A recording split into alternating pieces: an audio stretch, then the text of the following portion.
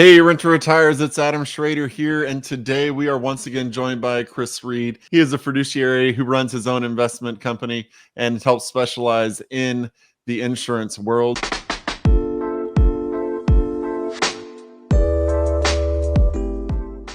So, Chris, thanks for joining us again. Yeah, it's good to be back. Absolutely. So, one of the things we talk about here that you'll hear Zach talk about all the time, you'll hear me talk about, we talk to our guests about all the time, is generational wealth.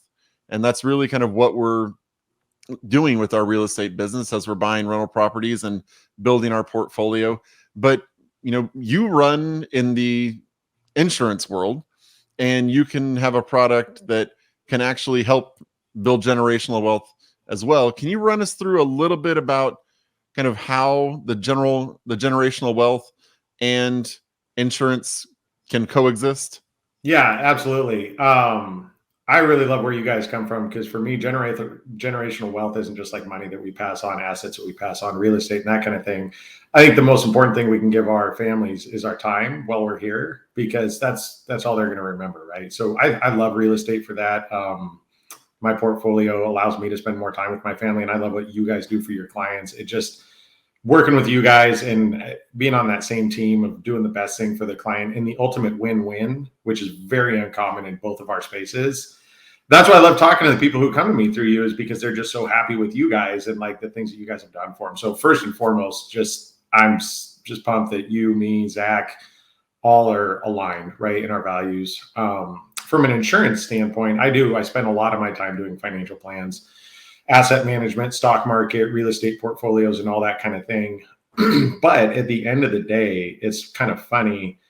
Insurance, out of the reputation that, we have to deal with in all these lines of business, insurance is kind of like the most standoffish, kind of grossest. Man, we don't want that. It's a sale. But I will tell you, the financial difference that you can actually make with insurance products, with things like guaranteed rates of return, never losing money, like passing on wealth tax-free from a taxation standpoint. Insurance is one of the best tools. It's not the sexiest. It's not the one I talk to all my buddies about at parties. I talk to them about my adult family homes, right, that are kicking off big time income. That love those. That's exciting. But at the end of the day, I have delivered checks to families from insurance policies. Term insurance, what people refer to as whole life insurance, all those kind of things. And watching that money land in that next generation or two generations down in that bucket of money for them to then live their lives, it's a pretty powerful tool. Yeah. And let's run through, just in case people haven't listened to the other podcasts about insurance that we've had. Can you run through again, just real quickly, the difference between not necessarily whole life and term insurance, because people probably know a bit about that, but just the different whole life policies that people can get, because you hear people talking about different kinds of whole life insurance. But can you run through kind of the different avenues that you can take with that route?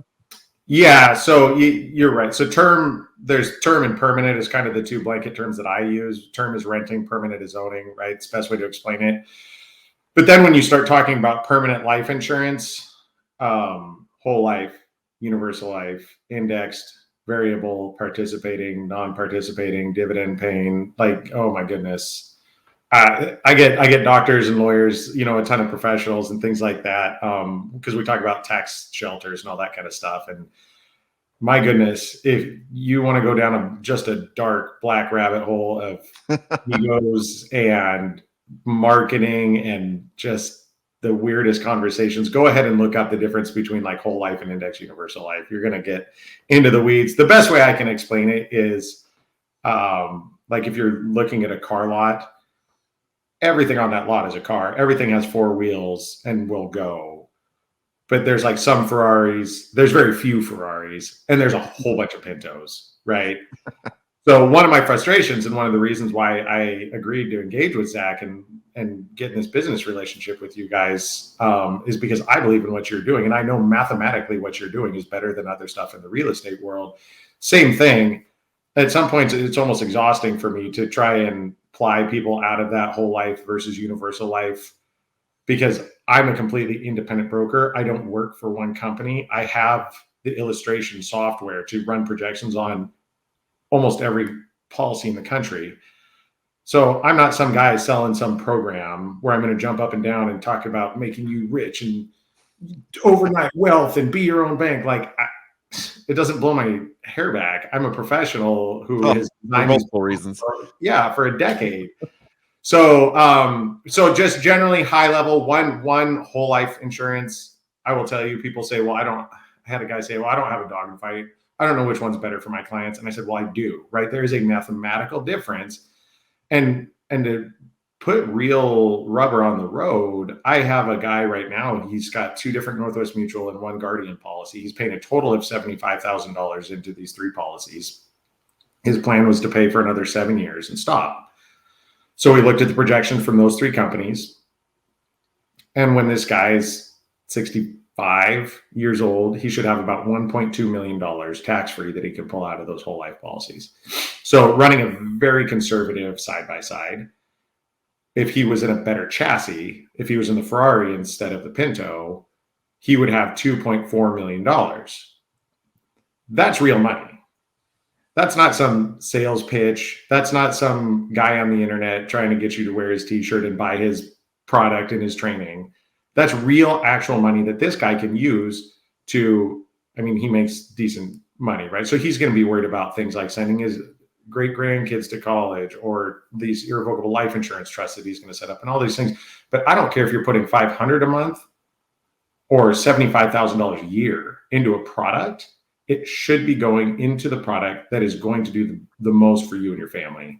So that's really what it gets down to. Now, there's some deep actuarial realities that come into play. There's mortality and expense charges, cost of insurance, there's distribution ratios, there's interest rates that are paid, there's arbitrage at play, there's all these other things which people like want to be interested in. But at the end of the day, like, that's where I come in as just the specialist who, I have too much rattling around in my head, and one day I hope to purge it all. But for now, like, that's just kind of my wheelhouse. So let's say you're that guy and you've got a policy that'll pay out 1.2 or, even, 500 or something like that. And they come to you and they say, what are my options? And you run it and say, well, I can get you, based on, you look at the numbers, 2.4. Is there anything people can do if they already have a whole life policy set up? I mean, to kind of do like what you can do with a 401k and roll it over into another, or, is that not an option? Great question. Yeah. As a matter of fact, it's called a 1035 exchange. So you guys in the real estate world, you know what a 1031 is, right? Yes. Add 4 and you got life insurance. Yeah. Yeah, precisely. 4 pieces of the tax code later, you get the life insurance. So just like a 1031 allows you to take gains from one property and non-taxably transfer it to another property, exact same thing. As a matter of fact, the people who have been paying into these whole life insurance, and again, it's never judgment on my part. I have a non-financial background. If someone would have got me to buy a whole life insurance 15 years ago, whatever, I would have bought it, right? Who wants to rent their insurance when they can own it? Nobody, right? So if we come across that scenario, if they take the 10 minutes to get on a phone call with me and pull it up in black and white, it's never me spewing these things and just rattling it off and expecting people to believe it from me. It's me saying, hey, let's do our due diligence. Let's call your insurance company and see what your insurance company says your policy is going to be worth in 30 years. And then we will take a look at a different insurance company and see if that's better, right? So it's never a mystery to me how that math is going to turn out, but I like to walk people through the black and white so that it's not me saying it. It's both insurance companies saying it. And then if they decide that it's something better for them, better cash accumulation, new policies have long-term care built in, which no 30-year-old cares about, but a lot of 50-year-olds care about. Better distribution rates, all these different things. And then if they go, oh, you know what?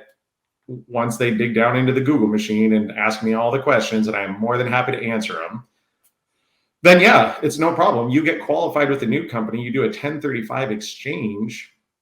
Company A mails a check to company B in your name. We fund your policy. The great benefit of that is that now you have a whole big lump sum of cash up front. Now you're rapidly building that cash up rather than having to start at $500 a month. Now we're putting in $25,000, $30,000, $100,000. And now you can actually start accessing that cash a lot earlier for real estate and other fun stuff. Okay.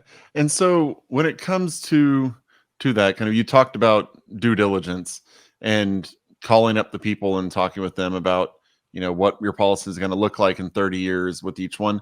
Is there any other due diligence people need to do? Because I know with real estate, you're looking at, the neighborhood, you're getting an inspection, you're getting an appraisal, you're getting all of those things, talking to your property manager and having them go look at the property. So what all is the due diligence for insurance, and how much time does it actually take to do your due diligence on it? What people are mostly concerned about is financial strength of the company. Even American General, remember too big to fail. So life insurance companies are the most heavily regulated, conservatively invested financial institutions in the country. They trade more options and they have more assets under management than like Bear Stearns, JP Morgan Chase.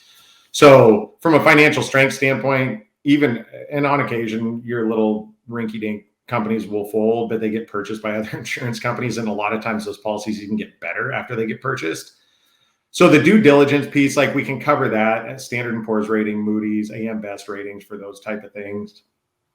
But then really, and like I said, it doesn't make me super popular at parties, but like I know the culture of these companies, which is as important. So, because when we're talking about like rates of return, insurance companies have different levers that they can pull, which will either increase or decrease your rate of return. I know some companies that sucker people in with really high rates of return and then pull those levers, right? So then they can start making more profit. Whereas I know companies have had steady high payouts for decades. That's the non-mathematical stuff that you can't find that on Google, right? You're not going to find, and even the stuff that I have found, like I have people that are purported to be experts, and I have just been amazed by the nonsense that comes out of their mouth. It just blows my mind. And so from a due diligence standpoint, you just want financial strength of the company. Really, the independence of the person helping broker your deal is one of the biggest things. So like I am contracted with almost every A+ rated carrier in the country. And the ones I'm not contracted with, I don't want to be contracted with because their products are nonsense. They're not very good. But if you have somebody who is captive to one company, right, they're going to tell you that their policy is the best. And quite frankly, they'll probably believe it in their hearts. They probably own a policy themselves. And then I've come across them at financial conferences and we've gotten to talk about our insurance and we'll look at our projections and stuff. And they're flabbergasted. Like they've been with this company for 15 years drinking the Kool-Aid. And they're like, oh my God, my policy's so terrible. And I'm like, I know. So you're fun at both parties and conferences. That's good to know. Oh my, it's just don't go to one. They're just, my industry is dominated. Anyways, most of them are really great folks. They're really great folks. Yeah, a little wonky, a little weird, but who am I, right? Look at this male pattern balding I got going here. So let's talk about how the policies actually work. I mean, you talked about, building up over time. We went over it. If people want to look back at, I think it was maybe our first or our second one that we did together, you looked at the projections and showed kind of one policy in general. But when it comes to rates of return, there's a guaranteed rate, I believe, and then there's the actual rate of return. Can you talk over that a little bit and kind of what you've seen? I know you've told me before kind of in general what your policy has done percentage wise, but just kind of run people through the difference between, I mean, if they're guaranteeing you a rate of return, why would they ever give you, if they're saying we'll give you 7% a year, right? Why on earth would they ever give you 11%? Yeah, great question.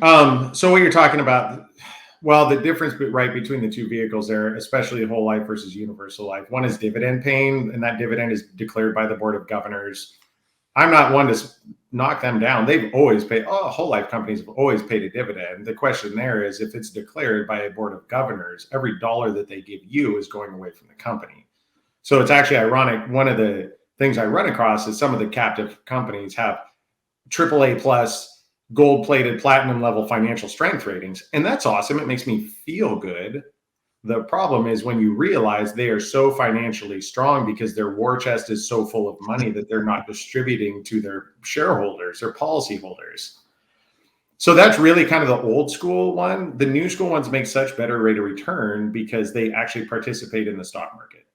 So you're not in the stock market, you participate in the stock market gains and never the losses, which I heard that on a radio show one time. And I was like, sure, Mr. Snake Oil Salesman, what goes up must come down, right? But it's different. And I can explain it if somebody's interested. I'll get into the option bonds trading that they do to accomplish that. But so, I mean, you're generally going to capture a majority of what the S&P 500 does on an up year. And when the market tanks and turns over, your account value doesn't go down because of loss in the stock market.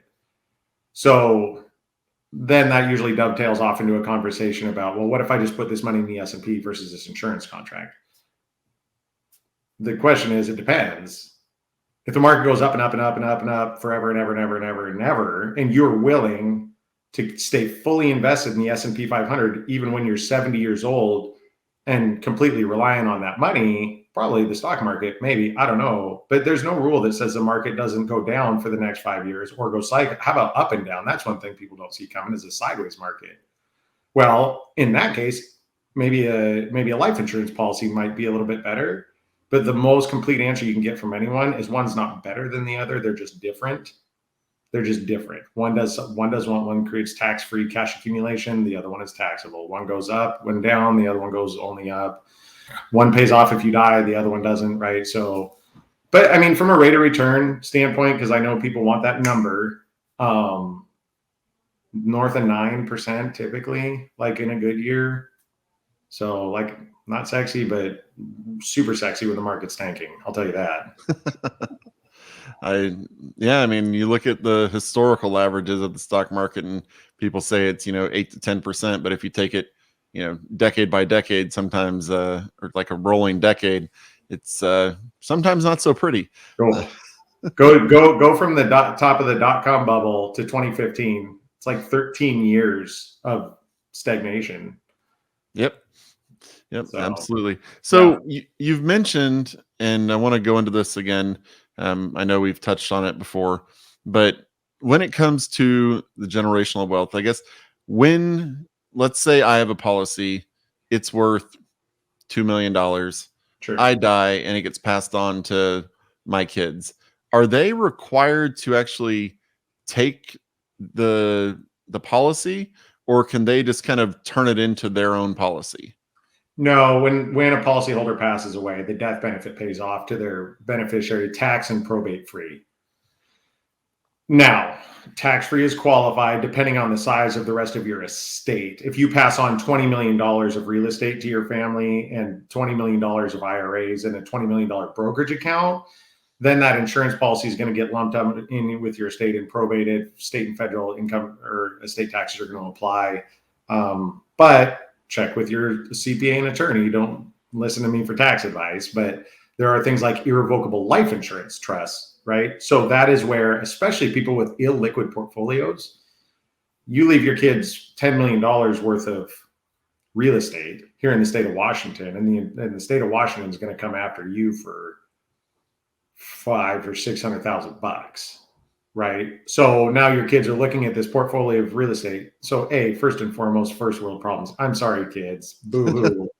You have to sell some properties. But if you want to, it's honestly, it's more like farmers and stuff. Like you pass on a $10 million farm, you can't sell off 100 acres to like try and pay the tax man. So where irrevocable life insurance trusts come in is the trust is the owner and the beneficiary. That money then goes into that trust and then avoids probate. It stays outside of the estate. So that's where you get to passing it on generationally, is creating that tax-free benefit for them that can go and either pay for stuff out of the estate, or at the end of the day, even if they take it and it's not in a trust, unless you were passing on a ton of money, it really probably will be tax-free. And then they get to carry on with their lives, build their wealth, pass it on to their kids, right? And so hopefully our children are good stewards of what we leave them, so on and so forth, until your grandkids are well taken care of. Okay.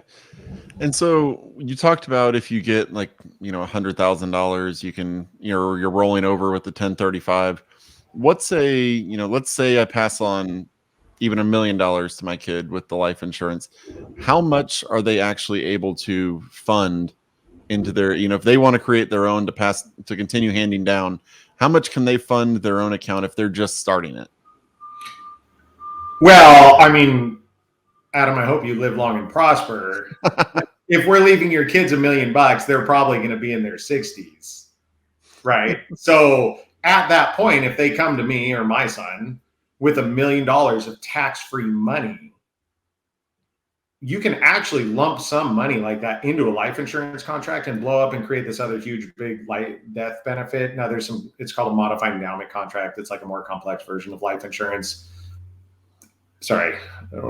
Bottom line is it's doable, and it's going to then create an even larger tax-free benefit for their family, or if they need to live on it, or if they want to use it for other investments at that time, they could do that too. Typically, when I'm looking at any bucket of money, it's usually smart to break it up and kind of do different things with it. Okay. So when does it not make sense to utilize? Like, I'm sure you've talked to people and it's been like, yeah, this may not be the right thing for you. When does it make sense to not create an insurance policy? Yeah, that's almost more important to know than what it is, when it is, because very rarely will you get a guy like me who goes, don't do that, right? So if you have a lump sum of cash, if you have a bunch of taxable, non-qualified money sitting in the bank account and you're just getting into the real estate game and you need every penny available to come to you guys and pick up one of your Cape Coral properties, or right, don't take that deployable cash and put it into a life insurance contract. Don't let someone talk you into doing that. Take it and do a real estate, right? Buy Bitcoin or do whatever. This is not official financial advice, by the way, Department of Finance. Usually in that situation, that's when I'm like, okay, well, you've got 50 grand. Go talk to Adam, get yourself a nice income producing property. But hey, check it out. You have an extra $2 grand a month that just kind of accumulates, which is where you probably got that. At that point, does that make sense to take 1,000 of that 2,000 and now create this separate asset class of insurance, of cash value insurance that does something very different than the real estate or from your 401k at Amazon or whatever?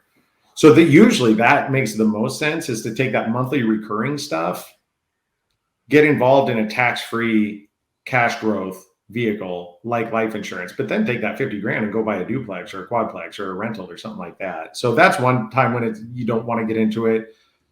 Cash accumulation, unless you're in a specific set of circumstances for older folks, is not the best, because all life insurance products, I don't care if you're in the Pinto or the Ferrari, they're not get rich quick schemes. So you need to have someone who's very honest with you, set that up for you, and give you realistic expectations on how you're going to use it. But those are probably the two, older, and then it's just not get rich quick is kind of the bottom line, I suppose. Okay. And the last thing I want to get into before we wrap it up here today is, you mentioned, pulling money out of your account to, buy real estate with the funds in it. When you actually want to delve into the money that you have in your life insurance policy for investments or whatever you need to do, how does that actually work? Like, are you paying an interest rate on it? And if so, is it similar to what you're getting like in the mortgage rate, or, is it more like a small business loan, or kind of what is it similar to when it comes to actual expenses that you're going to be paying off the loan? Yeah, great question. And it is kind of weird because it's attached to a life insurance policy. So I usually like to have people kind of think about it in terms of things they understand anyways. It's basically like a term life policy with a tax-free bucket of money that they can dip into.